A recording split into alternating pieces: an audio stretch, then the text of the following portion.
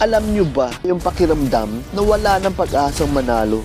Yung ubos na tori nyo tapos bawat clash talo kayo mga senpai. Pero dahil biyasang-biyasa kang gumamit ng main hero mo, gumagawa na itong himala. Eto na yung mga senpai. Pakiramdam ko dito, isa na akong Diyos ng digmaan. Wala nang magawa ang kalaban. Alam nyo ba guys yung selyo sa kulungan ng QB? Tatanggalin ko na guys. Papakawalan ko ng QB dito. Magsitago na kayo. Tumakbo na kayo.